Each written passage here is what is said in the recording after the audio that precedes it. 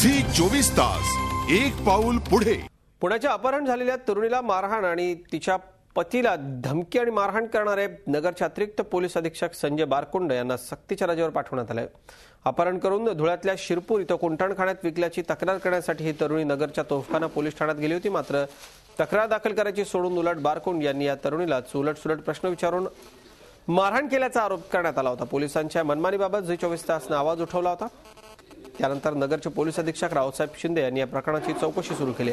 त्याचाच एक भाग म्हणून बारकुंड यांना सक्तीच्या रजेवर पाठवण्यात आले।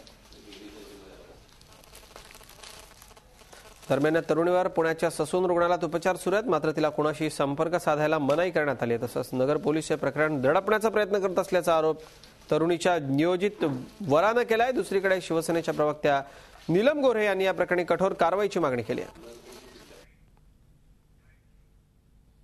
एका पुणे शहराच्या पोलीस कॉन्स्टेबलच्या समोर नगरमधल्या या पोलीस अधिकाऱ्यांनी तिच्याशी मानहानीकारक वर्तन केलेलं आहे आणि म्हणून मला असं वाटतं की सरकारने ताबडतोब चौकशी करून या अशा पद्धतीने वर्तन करणाऱ्या अधिकाऱ्यांवर तर कारवाई केलीच पाहिजे।